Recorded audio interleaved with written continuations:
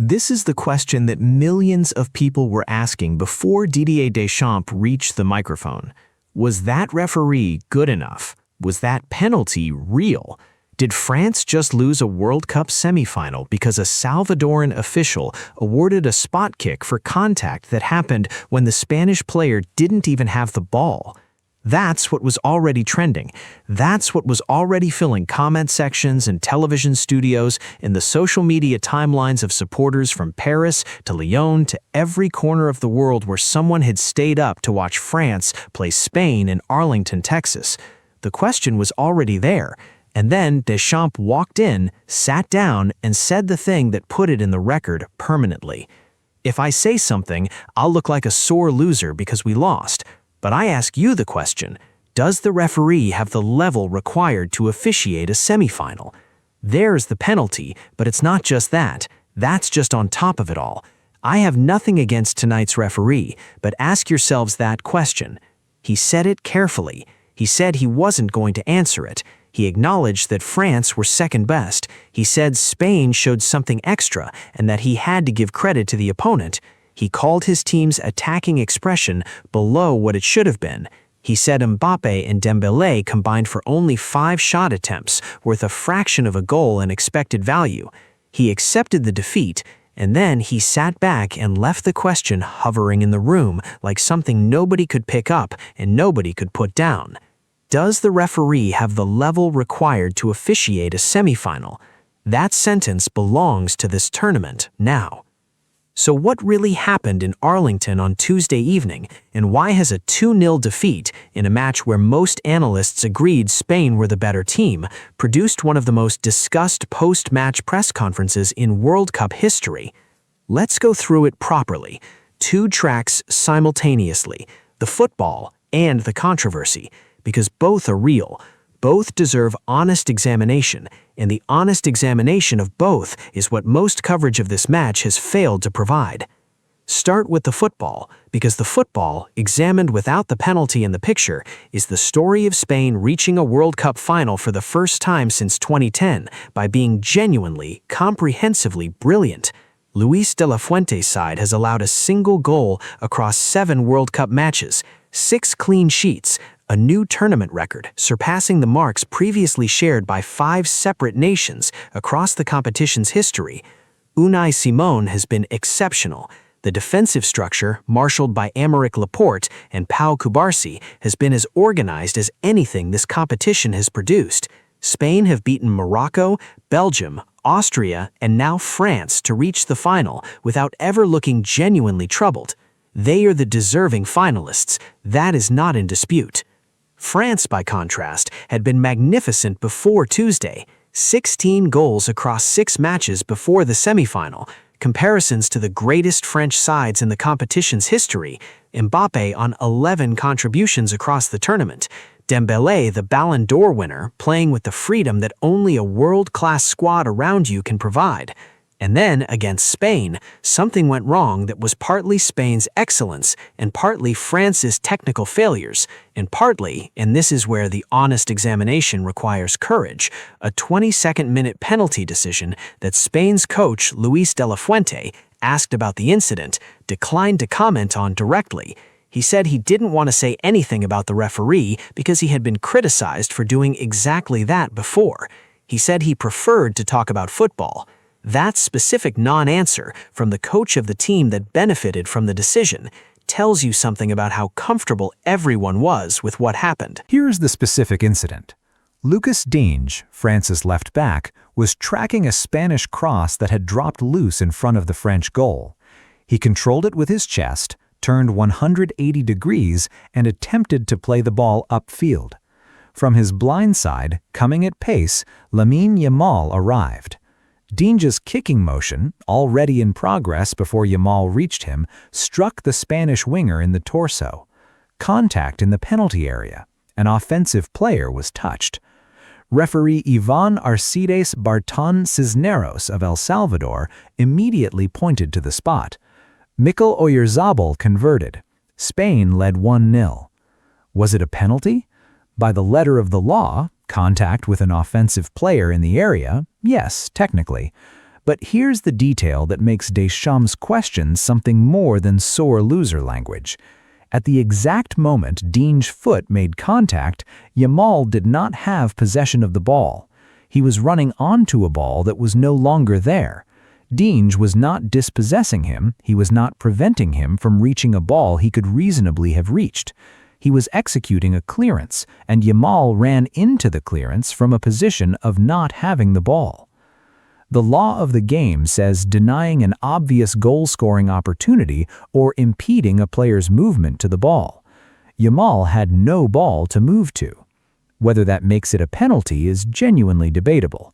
What is not debatable is that Barton made the decision immediately, without hesitation, without a VAR review, without the kind of careful consideration that a penalty in a World Cup semifinal demands. Now, here's the counter-argument.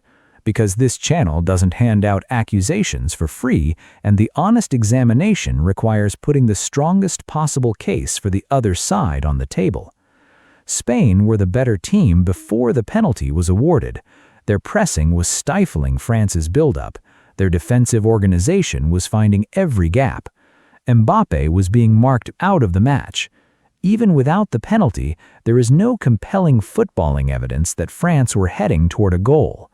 The penalty changed the tenor of the game, as Deschamps himself acknowledged, but the evidence does not support the conclusion that France would have won a 0-0 match or even maintained parity with a fully functional attacking display. Pedro Porro's second goal, in the 58th minute, came from Spain's sustained pressure, not from a referee's error. Spain won the match comprehensively. The penalty was the trigger, it was not the full story. And then there is the question of Giroud. The France substitute came off the bench and committed a challenge on Rodri, a challenge that was reckless enough that multiple analysts at pitchside said they expected a red card. He was shown yellow.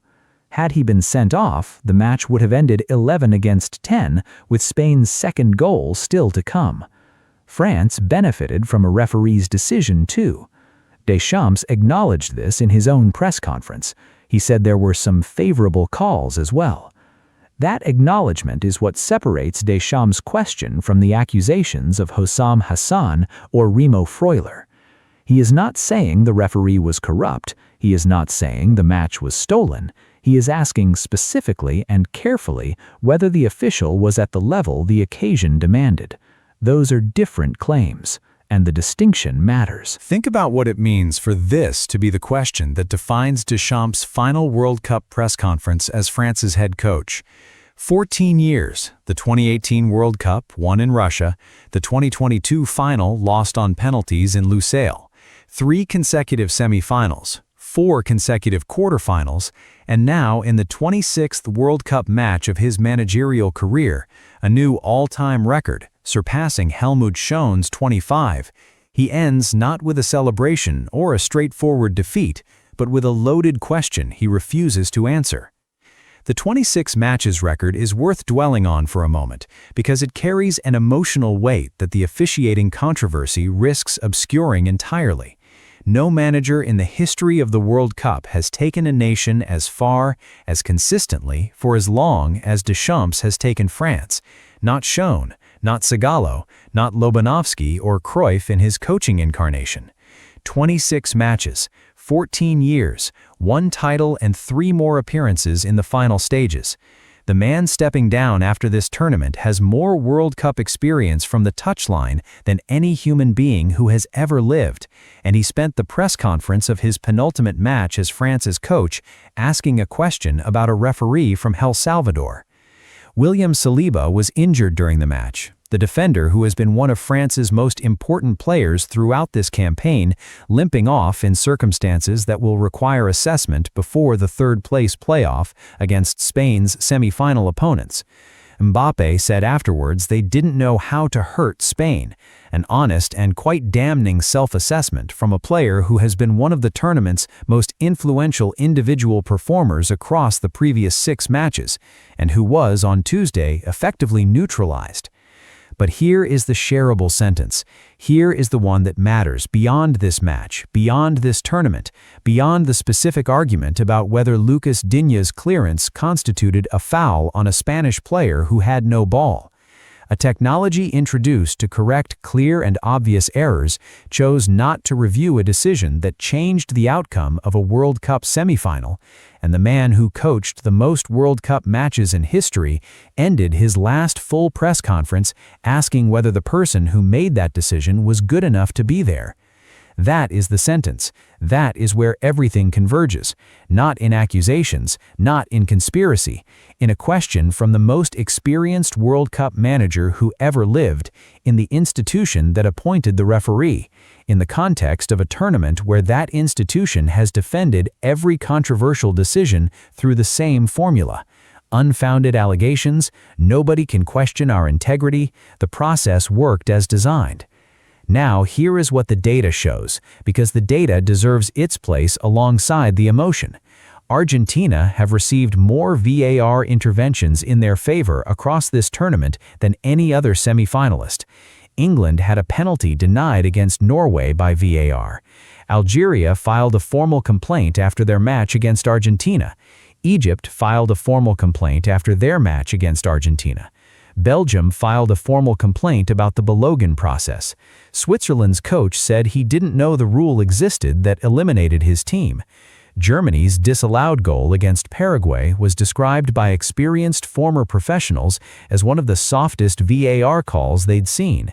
And now, France, after a semifinal in which a borderline penalty was awarded immediately and without VAR review, have a manager asking publicly whether the referee was up to the job. What connects all of those moments is the same gap between what the institution says, complete impartiality, nobody can question our integrity, unfounded allegations have no place in our sport, and what the teams experiencing the decisions say. The cumulative experience of the tournament's most significant officiating moments has produced a pattern that the individual defense of any single decision cannot address, because the pattern is not about any individual decision, it is about trust, and trust cannot be rebuilt by defending one call at a time when the accumulation of calls has already told a different story. Spain are in the World Cup final. They will face either Argentina or England. 6 clean sheets, a new record. Lamine Yamal, Pedri, Oyarzabal, a team of genuine brilliance and youth, and the kind of collective organization that makes them difficult to beat for any opponent, regardless of refereeing decisions. Spain deserve to be there. That cannot be taken from them. And France are out. Deschamps is stepping down. Mbappe's third World Cup has ended in the semi-finals for the second consecutive time. And the question that will follow this tournament into the history books, the one Deschamps put into the record at the AT&T Stadium in Arlington, Texas, is not